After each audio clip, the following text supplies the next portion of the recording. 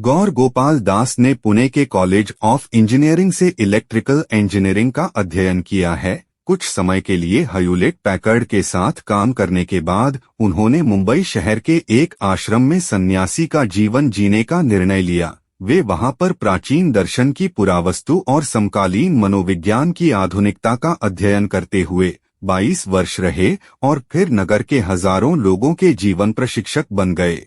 गौर गोपाल दास सन 2005 से विश्व भर में कॉरपोरेट एग्जीक्यूटिवों, विश्वविद्यालयों और धर्मार्थ संगठनों के साथ अपना ज्ञान बांटने के लिए भ्रमण कर रहे हैं।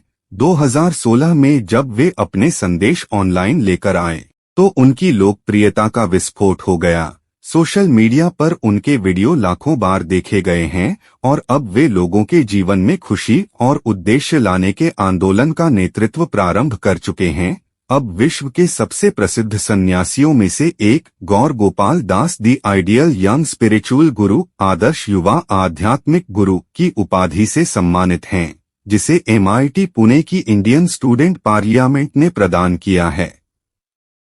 एक मूल कारण को पहचानें।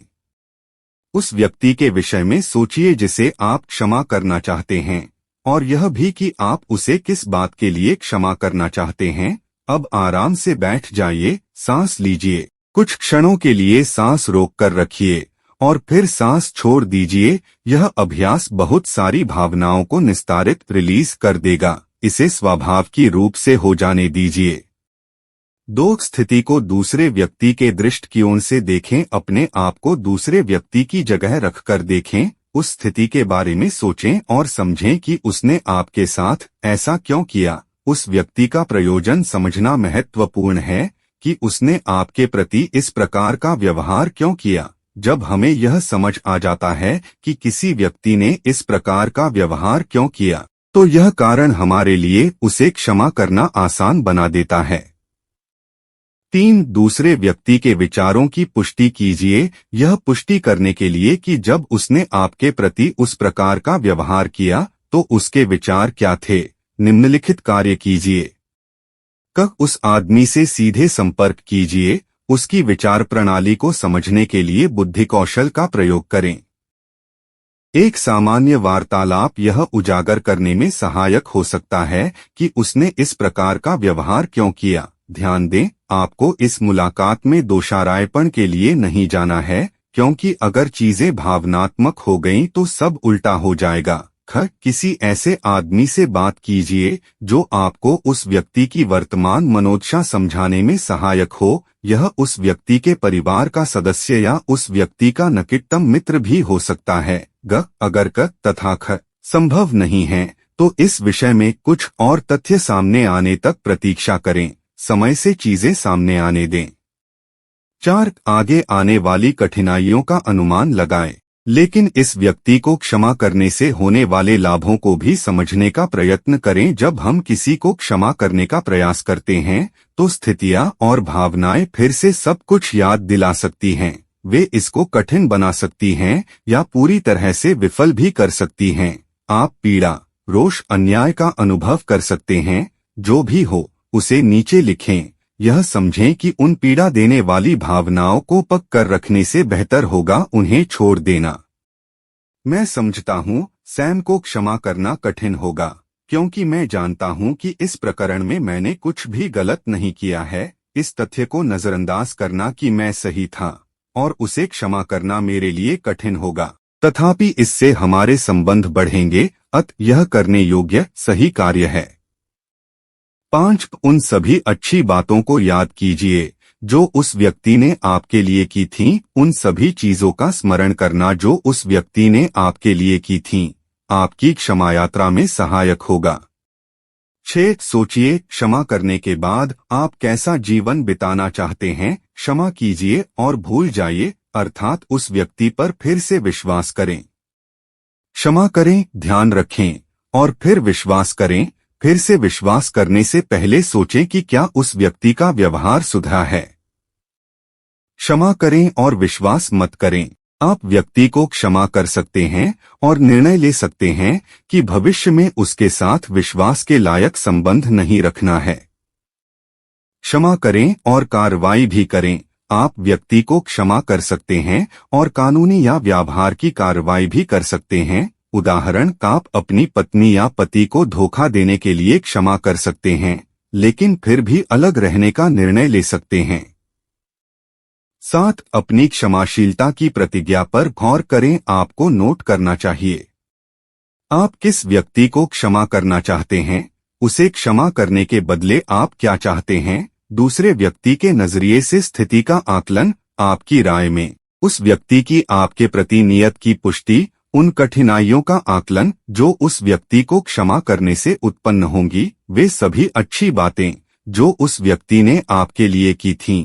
क्या आप क्षमा करना और भूलना चाहते हैं, या क्षमा करना और भविष्य में विश्वास नहीं करना, या क्षमा करना लेकिन सावधानी के बाद आश्वस्त होने पर विश्वास करना, या क्षमा करना और कार्रवाई करना चाहते हैं। उद्देश्य को पहचानें। एक ऐसे कार्य कौशल के विषय में लिखिए जिसे करना आपको अच्छा लगता है और आप उसे अच्छे से करते हैं। आपको क्या पसंद है? जब आपको कुछ करना अच्छा लगता है तो वह आपको उत्साह देता है, भले ही उसके बदले में आपको कोई भुगतान नहीं किया जाता। अपने जीवन के उन क्षणों पर विचार करें जब आप ऐसा अनुभव कर चुके हैं। क्या इन स्मृतियों के बीच कोई साझा सूत्र चल रहा है? आप किस कार्य में अच्छे हैं?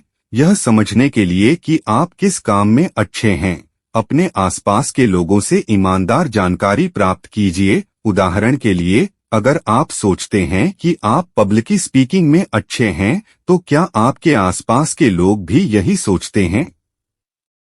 क्या वे लोग आपको राय दे रहे हैं जो इस क्षेत्र के विशेषज्ञ हैं? 2. क्या आप अपने जुनून से जीविका चला सकते हैं? कुछ लोग उन कामों के बदले भुगतान नहीं चाहते जिन्हें वे प्यार करते हैं।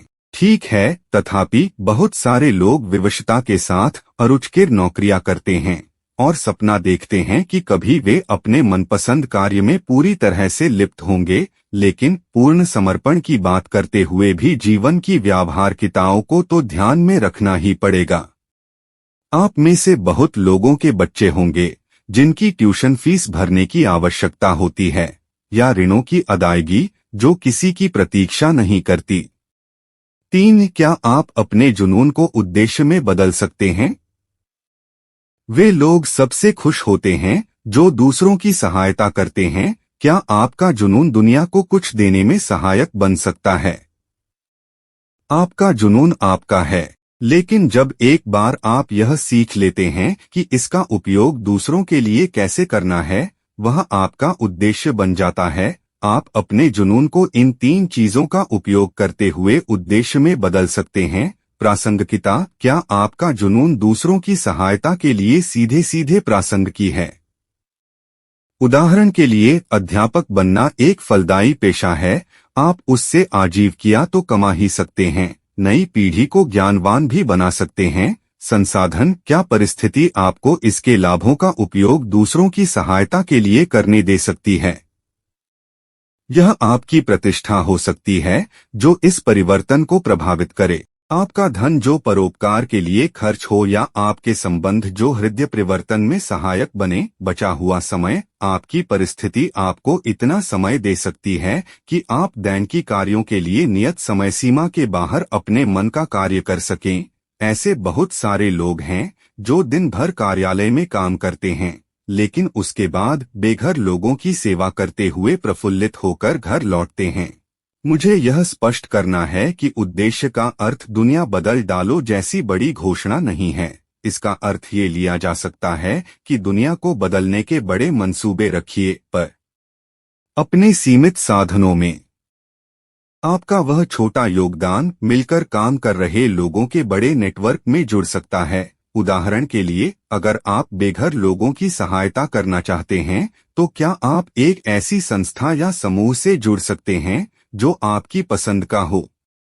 4. सामान्य रुकावटें जो आपको अपनी इकिगाई खोजने से रोकती हैं। मेरी वर्तमान नौकरी अच्छा पैसा दे रही है, मैं इसे नहीं छोड़ सकता, मुझे समझ नहीं आता, कहाँ से शुरू करूँ? मुझे नहीं मालूम कि मैं जो करना चाहता हूँ उस काम में क्या मैं इतना अच्छा हूँ कि कमा सकूँ। मेरे साथ मेरे परिवार का सहयोग नहीं है।